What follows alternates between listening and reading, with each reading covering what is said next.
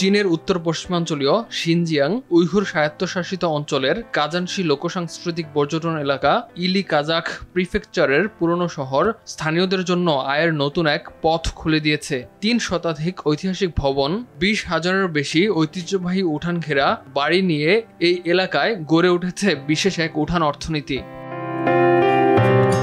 পর্যটকদের স্বাগত জানাতে অনেকেই নিজের বাড়ির আঙিনায় আঙুরলতার ছায়াতলে খাবারের টেবিল সাজাচ্ছেন। কেউ কেউ অতিথিদের সুযোগ দিচ্ছেন নিজ হাতে শিনজিয়াংয়ের ঐতিহ্যবাহী রুটি বানাতে। অনেকেই তুলে ধরছেন স্থানীয় সংস্কৃতির নানা অভিজ্ঞতা। পর্যটন এলাকায় পর্যটকরা যে আকর্ষণীয় রীতিনীতিগুলো উপভোগ করতে পারেন এর মধ্যে একটি হলো ভ্রু রং করা। ভ্রমণকারীরা চাইলে প্রাচীন প্রথায় শিনজিয়াংয়ের ঐতিহ্যবাহী ভেষজ উসমান ঘাস ব্যবহার করে চোখের ভ্রু রাঙাতে পারেন। স্থানীয় বাসিন্দা এন্তিজার তাইলিজিয়াং জানান, শৈশব থেকেই উসমান ঘাস ব্যবহার করে আসছেন তারা। এই ঘাস চোখের ভ্রু, পাপড়ি এবং চুল বৃদ্ধিতে সাহায্য করে। শিশুরা জন্মের মাত্র ৭ বা ৪০ দিন পর এটি ব্যবহার করা শুরু করে বলেও জানান তিনি।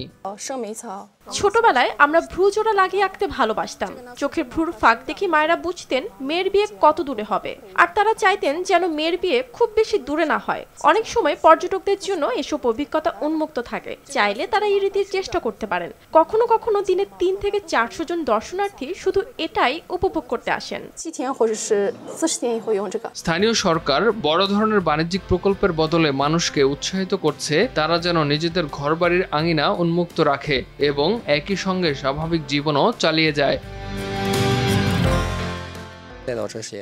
বাড়ির আঙিনায় পর্যটকদের বিভিন্ন কার্যক্রমে অংশ নেওয়ার সুযোগ করে দিলে স্থানীয় বাসিন্দারাও তাদের আয় বাড়াতে পারেন।